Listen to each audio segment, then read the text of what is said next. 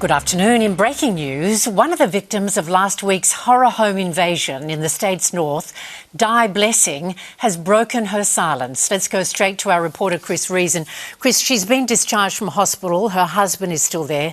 What's Di had to say this afternoon? Well, it's an incredible message of gratitude and thanks from a woman, Anne, who's clearly overwhelmed by the amount of support they got that night, not just from first responders, but from people all over the country ever since. 75-year-old Keith Blessing and 72-year-old Di were at home on their property in Torrington last Thursday when 34-year-old Joshua Trethui allegedly broke in and attacked the two with a knife. Now, Keith bravely fought him off, as we know, even managing to grab his rifle and shoot Trethui. Today, Di described that ordeal as a nightmare, saying it has left them shattered. She said she couldn't talk specifics of the terrible night as it is the subject of a police investigation, but she did reveal she's now out of hospital while Keith is out of intensive care and in a stable condition.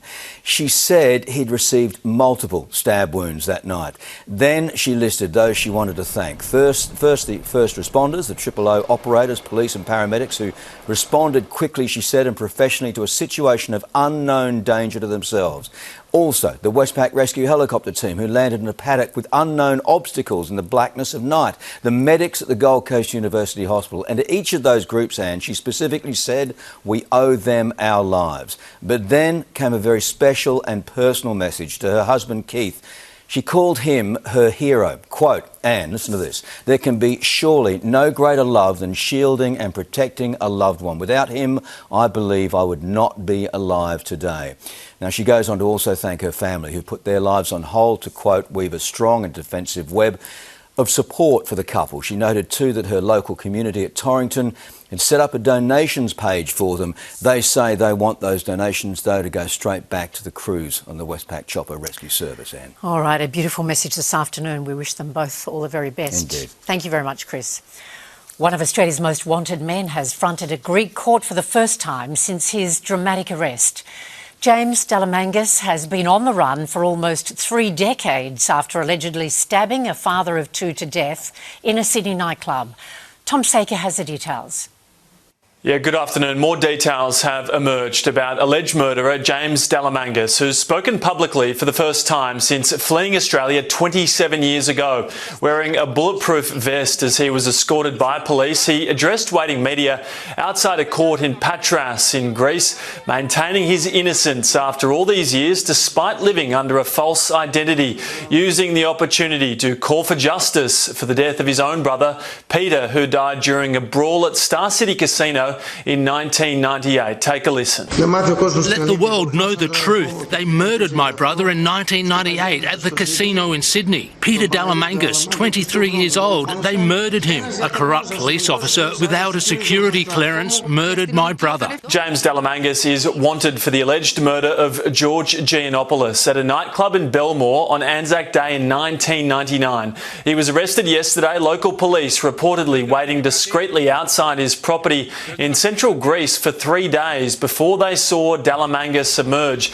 He had reportedly been living under the name Antonis Zimas as an olive grove farmer and couldn't produce the necessary identity documents police needed. Fingerprints helped confirm his true identity, triggering his arrest and the arrest of his partner and father for allegedly harbouring a fugitive. On that property, local media outlets are reporting he had dozens of Rottweilers there too. Local police were also told to look out for an identifying tattoo on Dalamangas which says Molen Larvae. That translates to come and take them. Now, he'll remain in custody before facing court again on Wednesday. His lawyer says that's when it will be decided if he's to be extradited to Australia and then face trial. But he's a Greek citizen and the statute of limitation for murder in that country expired 2 years ago. So there is a strong chance he may never have to answer for his alleged crimes.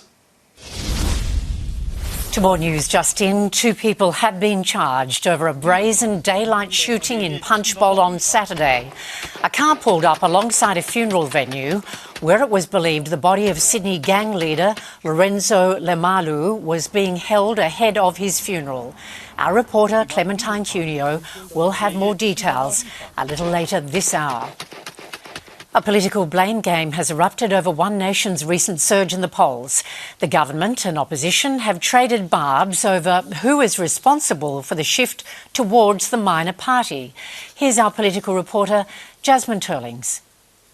Good afternoon. Labor and the Coalition are both pointing the finger at each other over who is responsible for the shift we're seeing against the major parties. Labor is blaming the economy as well as the division between the Liberals and Nationals, while the opposition says both sides have now suffered off the back of Labor's broken budget promises. Angus Taylor spent the morning in Western Sydney in a target seat for One Nation, which is currently held by the Liberals. Here's what he had to say about how a swing against Labor is also hurting them. I tell you what the result of Labor's budget is people are angry. They've had a gutful. You know, they're swinging the bat, and I don't blame them. They are angry, and they should be angry. The problem for Angus Taylor is that if he tries to out One Nation, then they become indistinguishable, and people more and more will go towards what they see as the real thing. Populist parties in this country come and go, they rise and they fall. I don't think I don't think Labor has anything to fear from One Nation. Certainly the threat is larger to the Coalition's Conservative vote. Today, opposition leader Angus Taylor even left the door open to a preference deal with One Nation. Strikes in the Middle East have paused for now, with Iran and Israel stepping back from further attacks. But tensions remain high, with both sides warning of retaliation if the fragile ceasefire is breached again. Rob Scott has the details. The past 24 hours has seen the most ferocious fighting between Iran and Israel since the ceasefire was announced 2 months ago. Both sides exchanging waves of long-range missiles, prompting concerns the truce might be on the brink of total collapse. But today, things have stabilised. Both sides pulling back, putting any further strikes on hold for now. If the terrorist regime makes the mistake of attacking us again, we will respond with force, Israel's Prime Minister Benjamin Netanyahu said.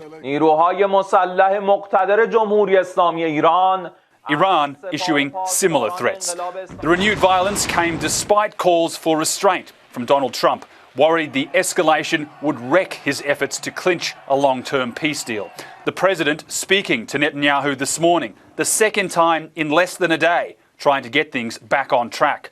Posting online, Israel and Iran must immediately stop shooting. And then final negotiations on peace are proceeding, subject to ignorance or stupidity getting in its way. Things should move quickly.